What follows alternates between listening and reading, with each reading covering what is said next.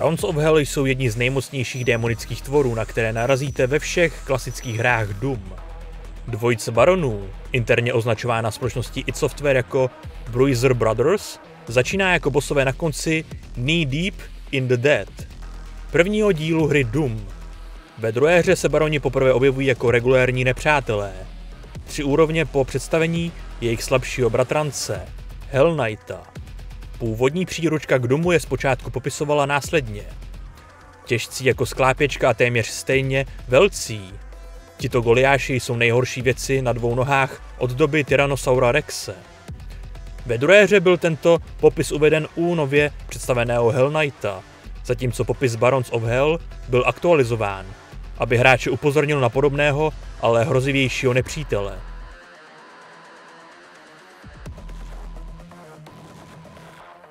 Baron má podobu svalnatého dvounohého kozího démona s růžovou kůží a opálenýma nohama s černými kopyty.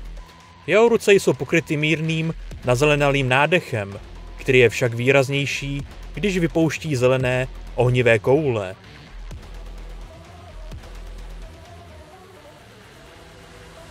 Když Baron spatří hráče, vydá hlasitý výkřik připomínající býka. Když trpí bolestí, vydá démonické sténání o nízkém tónu, který vydává většina ostatních příšer. Jinak se však uchýlí k vydávání tichého, nízkofrekvenčního vrčení, jako většina ostatních příšer, když jsou přítomny. Baron útočí velmi podobným způsobem jako impové.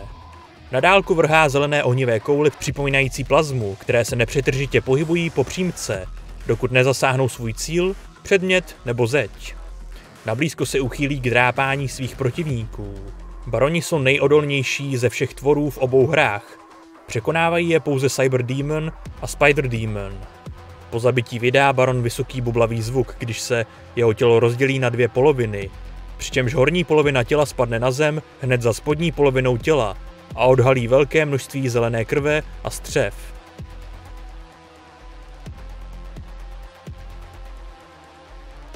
Baroni z Doomu 64 jsou vzkříšené mrtvoly těch z Doomu 1, které vzkřísila matka démonů. Jsou vytvořeni ze systematicky upravených mrtvých těl, přetvořených zpět na zkaženou živou tkáň. Démoni se díky tomu vrátili silnější a krutější než předtím. Cituji z oficiální příručky k Doomu 64. Mysleli jste si, že Hell Knighti jsou špatní? Vedle těchto chlapíků vypadají jako zboristé. Raději si připravte pořádnou zásobu munice a zbroje, abyste se mohli pustit do boje s tímto démonem. Jeho mutace mu propůjčily tmavě červené barevné schéma, kontrastujícím se zelenkavým akcentem použitým u Hell Knighta. Jejich projektily jsou nyní také červené, namísto zelených jako v původním Doomu.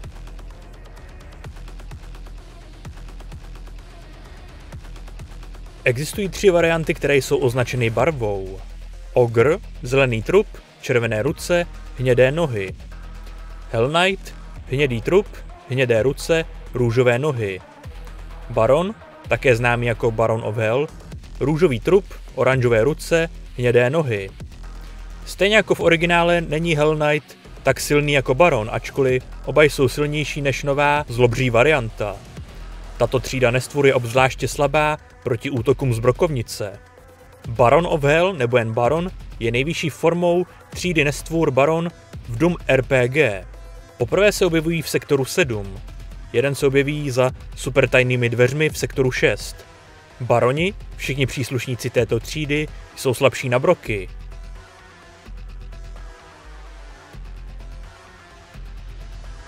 Baron of Hell je mocný, vysoce postavený démon, který se objevuje ve hře Doom 2016. Poprvé se objevuje v misi Kandingir Sanctum.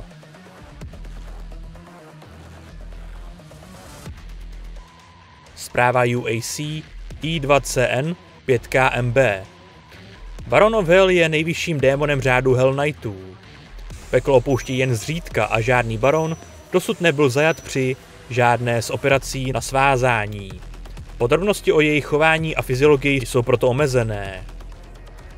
Zpráva UAC IIS 5L 2TV 21. Je zřejmé, že baroni jsou zuřiví bojovníci s krvelečností, která nemá obdoby u žádného jiného démona. Baroni, větší a rychlejší než jejich menší bratři, mají také schopnost vytvářet ohnivé koule s pekelnou energií, které mohou vrhat na cíl. Předpokládá se, že při zkáze pilotované expedice projektu Lazarus MTC se na většinu průzkumníků vrhli baroni, ačkoliv podrobnosti jsou nejasné.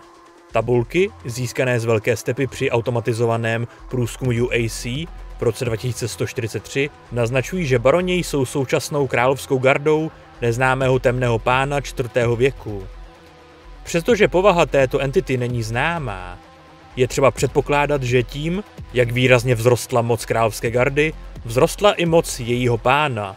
Stejně jako v klasickém domu má baron podobu neuvěřitelně svalnatého démona s kozíma nohama, který má lehce opálené nohy s digitální strukturou a je zakončen černými kopyty.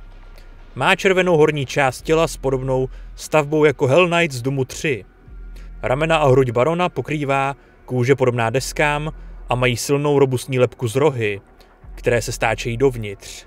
Mají 2 svalnaté paže, které jsou zakončeny 4 drápovitými prsty, včetně protistojného palce.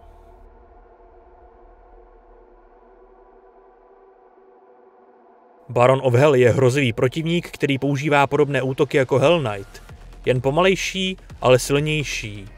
Kromě toho mají útok na dálku spočívající ve vrhání zelených ohnivých koulí na hráče. Podobně jako impové, ale opět silnější.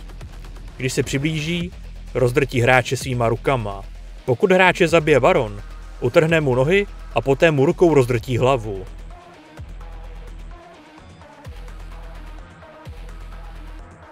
Ve hře Doom Eternal se objevuje nový druh baronů of Hell, kteří se nazývají Fireborn Barons.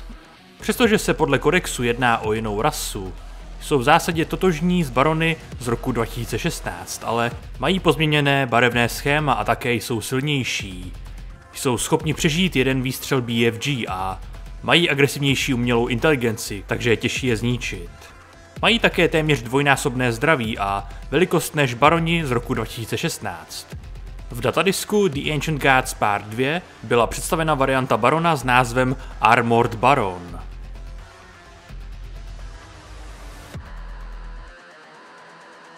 Fireborn baroni se vyvinuli z potomku pekelného plamene baronů a jsou původními obyvateli žíravých, spálených pekelných krajin hraničících s hořící propastí.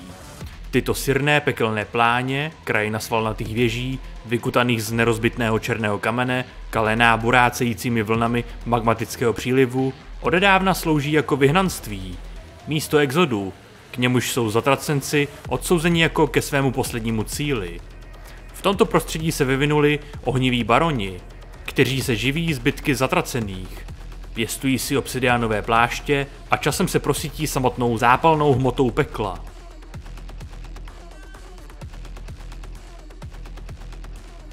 Design Fireborn barona je velmi podobný baronovi z roku 2016. Je to svalnatý démon s kozíma nohama a postavou podobnou Hell Knightovi z Dooma 3. Hlavním rozdílem je, že jeho tělo je šedé, s tenkými, červeně zářícími trhlinami, což mu dodává vzhled nedávno ochlazeného magmatu. Z každého předloktí mu také vyzařuje velká ohnivá čepel, podobná energetické čepeli Dread Knighta. S nimiž si ho nepozorní noví hráči mohou při prvních setkáních snadno splést. Při poškození v boji se jeho kamenná kůže odloupne a odhalí kostru pohlcenou jasnou magmatickou září. Tak toto byla celá historie Barona of Hell.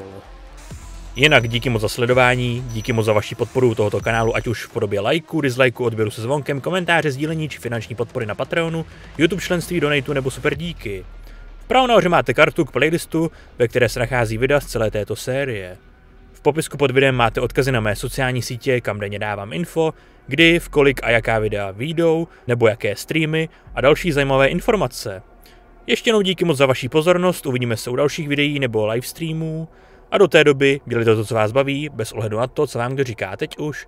Speciální poděkování patronům na Patreonu a také YouTube členům, kteří podporují chod a nezávislou produkci tohoto kanálu. Mějte se a někdy příště.